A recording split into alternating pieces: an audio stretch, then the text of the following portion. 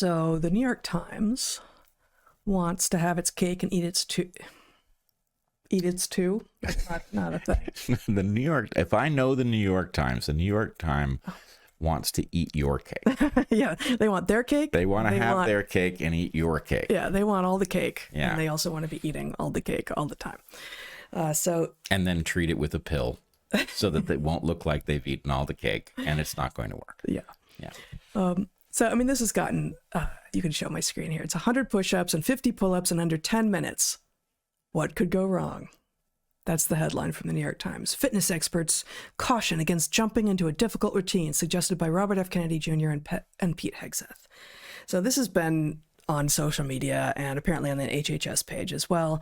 The Pete and Bobby Challenge is these two guys in a timed fitness challenge in a video, basically asking people to try to do 100 push-ups and 50 pull-ups in under 10 minutes, which, you know, any human being who has any intelligence whatsoever will recognize that if they haven't been doing push-ups or pull-ups recently, they're going to be unlikely to be able to pull this off in under 10 minutes the first time they try, and that they should exercise some caution. I guarantee you, knowing nothing at all about Hegseth, but knowing Kennedy a little bit, that he is well aware of that, and that this was not intended to damage Americans. However, the New York Times needs to find something to argue with in every utterance that Bobby Kennedy makes, and so this article could be worse. I mean, it's insane, but it could be worse. But this sentence challenge them. But this sentence in particular strikes me as is just perfect. This is exactly what the New York Times does. The challenge might have seemed novel to some, but high-volume calisthenic couplets like this are nothing new. Really? And fitness experts caution they may not be for everyone. So this might seem new, but it's not new. Don't worry about it. Like, these guys are not onto anything new at all, so you shouldn't be impressed. But also, this is dangerous. So if it is new, it's dangerous. You definitely don't want to do it. But by the way, we've seen this coming. Like, we've all done this. You know, they're claiming both sides. Both positions are simultaneously obvious and insane somehow, right?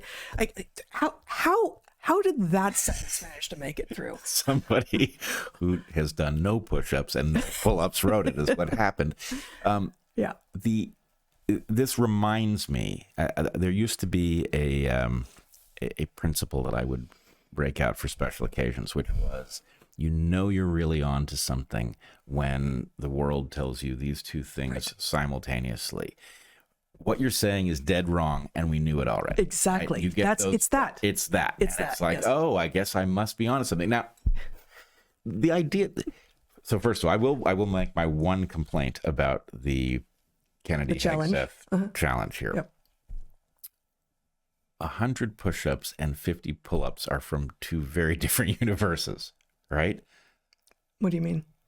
Pull-ups are incredibly hard. That number is really high. A lot of people, a lot of women, myself included. I'm strong. I've always been strong, but I've never been able to do a pull-up. I can't do a single pull-up. And I, like back before Obama took away the presidential fitness test, thanks.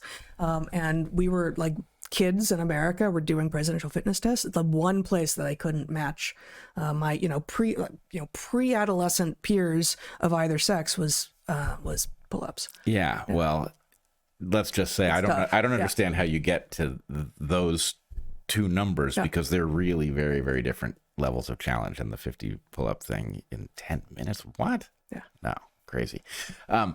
But the article goes on. It's like, well, they're not doing, their form isn't perfect. It's like, again, you can't have it both ways. Right. And, if their form is risking damage and people are going to copy their form, that's one thing. It's like, oh, well, they're not going up all the way. Like, okay. Well, but, okay, if it were sit-ups, there'd be room for an article, right? Because a person who doesn't know how to do a proper sit-up, maybe even somebody who does know how to do a proper sit-up, you can hurt yourself. You can hurt your back. Yeah. What's going to happen if you fail to do the push-ups? You're going to be on the floor. You will fail.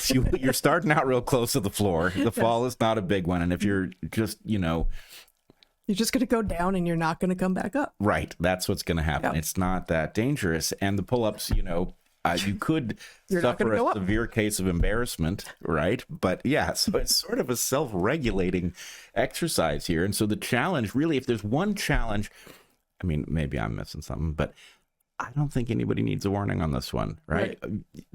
Try it. See what happens. You'll learn something about where Bobby Kennedy is in his 70s versus where you are, and maybe it will motivate you. It's, True. it's pretty safe stuff. Yep. So That's all I got there. yeah, well, damn New York Times. These people are so derivative and dangerous. Exactly. Yeah, this is nothing and deadly.